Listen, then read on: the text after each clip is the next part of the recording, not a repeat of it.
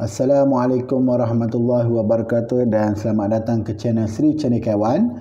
Pada hari ini saya nak membahaskan mengenai satu topik yang menarik mengenai negara jiran kita, iaitu negara Indonesia.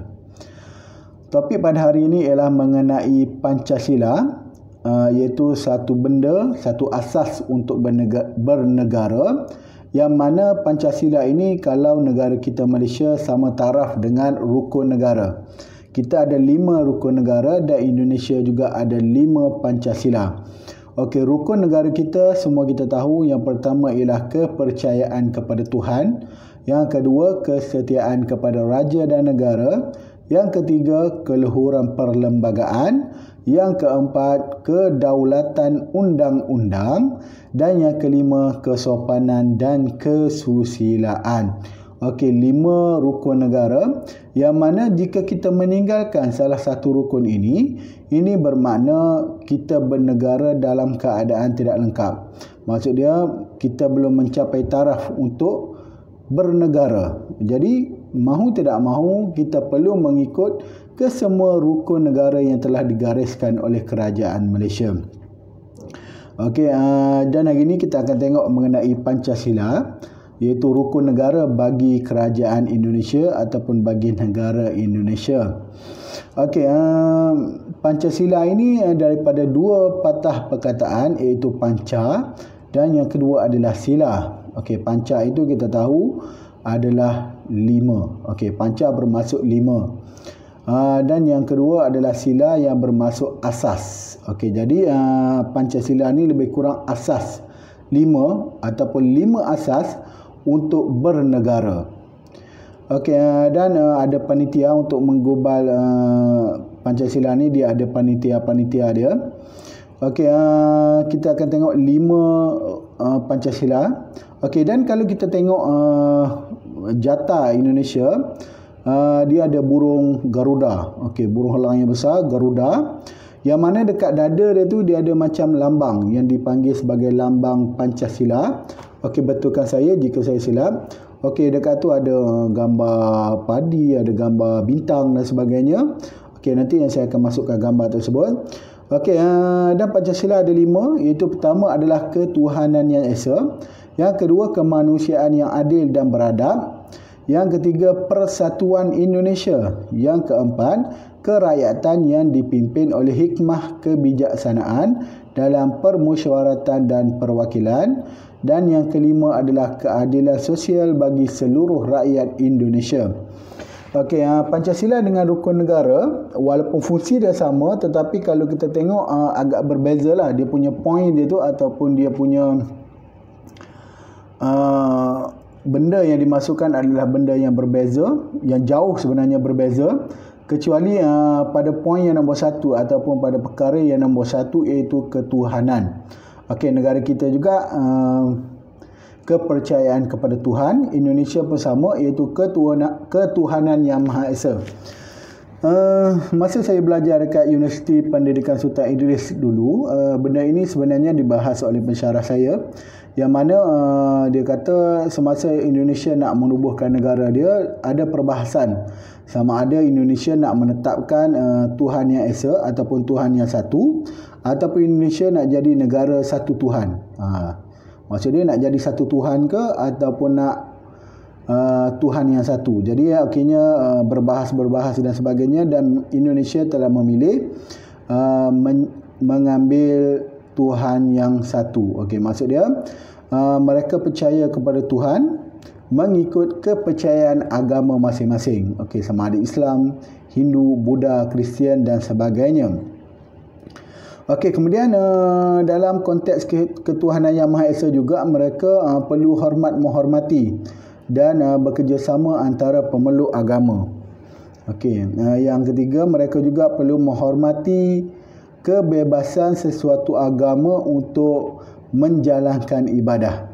Okey, yang keempat, tidak memaksa agama ataupun kepercayaan itu kepada orang lain. Okey, maksud dia mereka boleh berdakwah, tetapi mereka tak boleh memaksa orang lain untuk masuk ke agama mereka. Yang ni pada saya agak menarik juga. di mana kita tak tahu, saya sebagai orang Malaysia, saya tak tahu bagaimana sistem beragama di Indonesia, tapi saya dipahamkan tiada macam jabatan agama yang boleh mencegah orang Islam murtad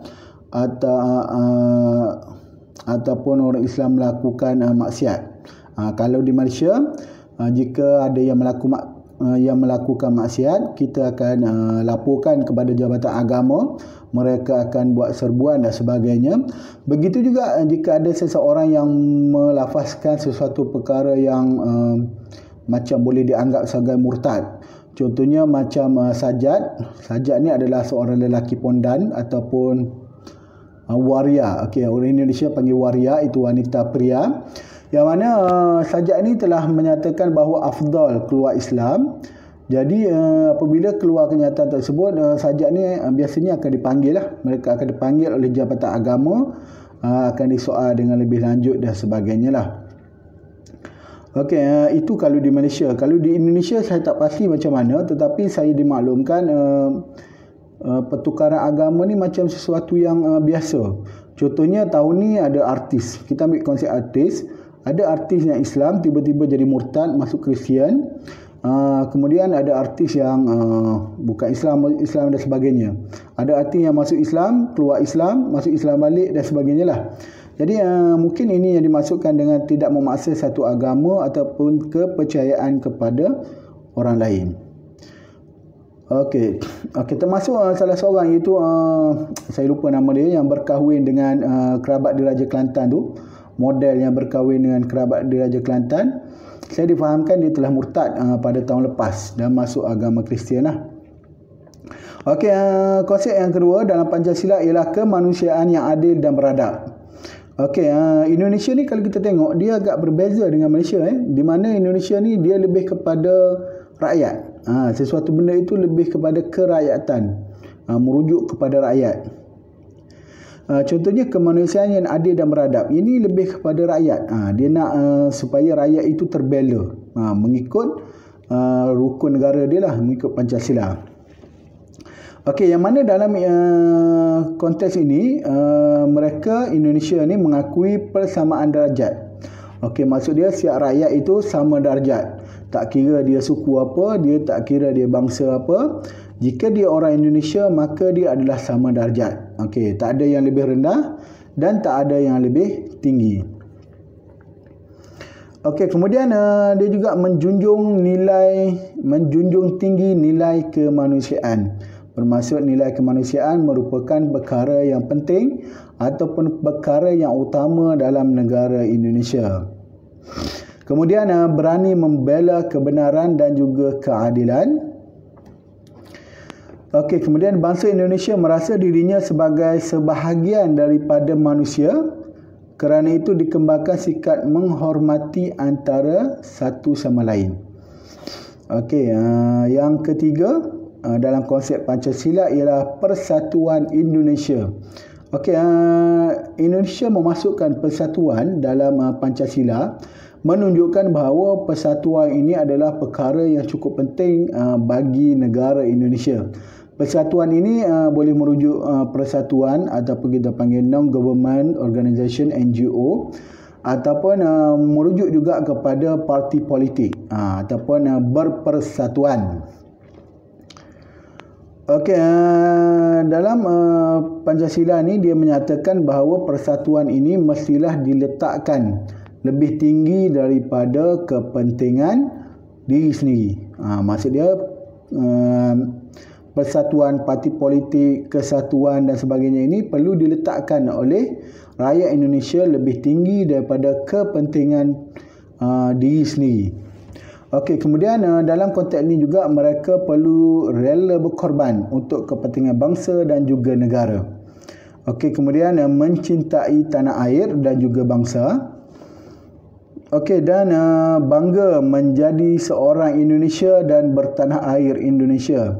Okey, yang ni kalau kita tengok memang betul lah. Kebanyakan orang Indonesia, bahkan hampir semua orang Indonesia begitu bangga menjadi rakyat Indonesia. Kita Malaysia pun samalah, kita pun bangga. Tetapi ada segelintir rakyat Malaysia yang memegang bendera terbalik dan sebagainya. Walaupun membenci kerajaan sekalipun, kita tidak boleh menghina negara kita. Kita perlu sayang negara kita.